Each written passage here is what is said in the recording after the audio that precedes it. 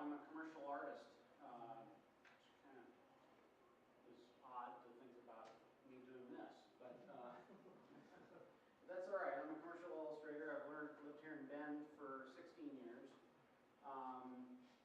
I've kind of always been interested in origin of life kind of stuff. I remember arguing with my 9th grade biology teacher about this in public high school. But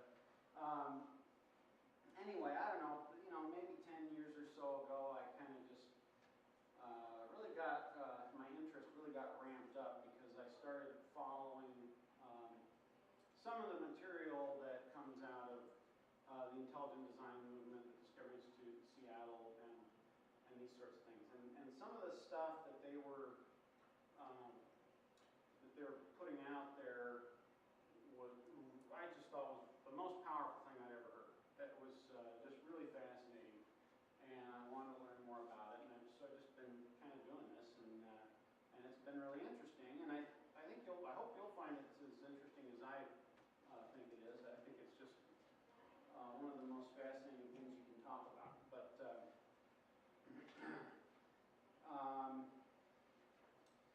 we're going to talk about information, we're going to talk about software, we're going to talk about DNA.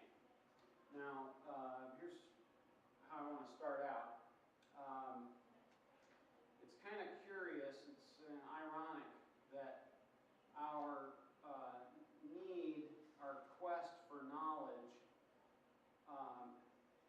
can be at cross purposes with our desire to deny a creator.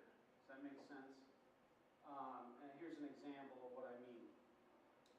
In 1953, there are two scientists, you've probably heard of them, James Watson and Francis Crick. And they didn't discover DNA exactly, but they figured out, and I think this was, from their perspective, a very unfortunate event, actually. They became famous for it, so that might sound a bit strange for me to say, but it'll make sense in a second. They were the first to figure out the structure of DNA, which was a big deal in 1953.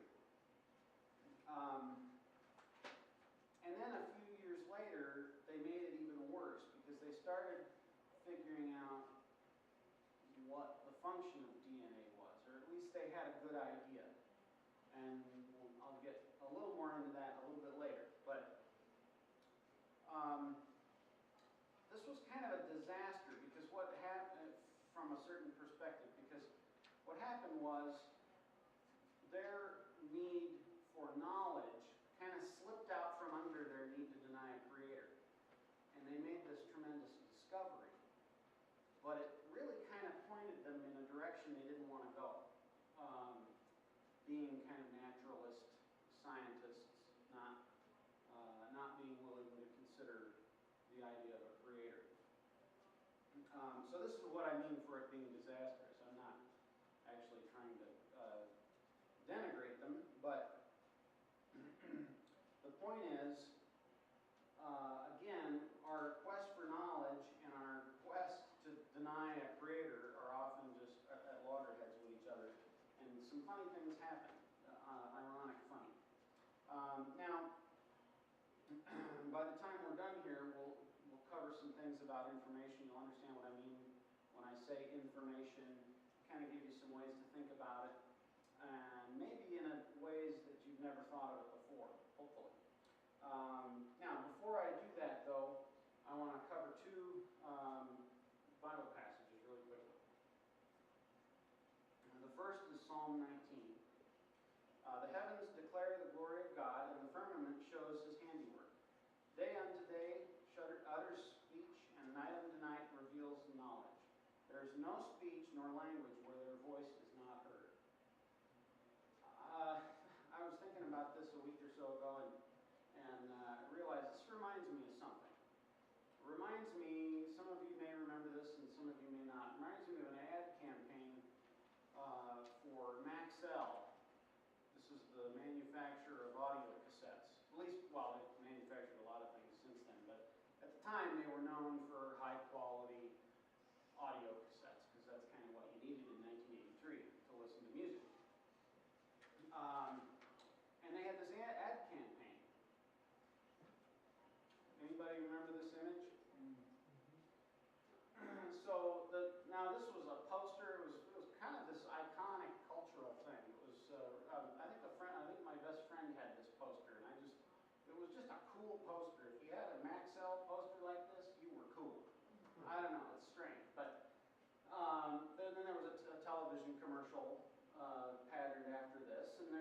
guy, and he's sitting there and he's listening to classical music really loud in his house, and so loud, and the quality of the sound is so good, all because it was on a Maxell cassette, that the sound almost became like wind, and it blew the lampshade so that it would tilt, and the tie flew out the back, and his hair was blowing, and even the little martini glass on his little side table there on the TV commercial would slide across as if it were being blown. And then at the very last minute, he very casually reaches down like he knows what's going on, and he grabs the glass just before it tumbles off of the thing.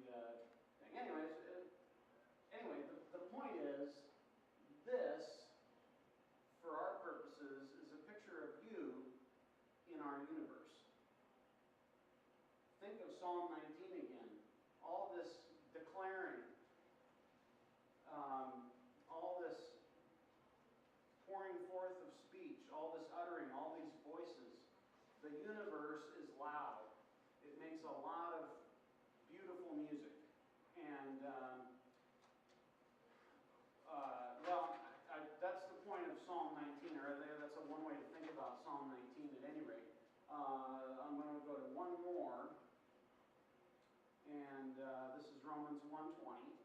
For since the creation of the world, God's invisible qualities, his eternal power and divine nature, have been clearly seen, being understood from what has been made, so that men are without excuse. If you think carefully about what these passages are saying, you can understand that they're making the case that general revelation or creation is sufficient to demonstrate the existence of God. Does that make sense? In other words, and this might sound, offensive or something. In other words, set your Bible aside for a second. The Bible is necessary, don't get me wrong, but right now we're only talking about demonstrating God's existence. And these two verses seem to be saying, without the Bible,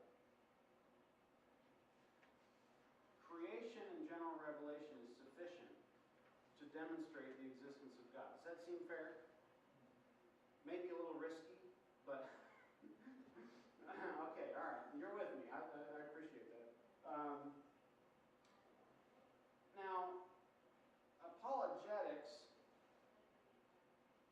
just the general field, whoops, got ahead of myself. The general field of apologetics is about,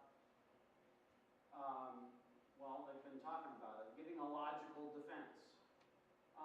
But related to the little metaphor here with the sound and the music and the volume and all of this, I like to kind of think of it as maybe one of two different ways.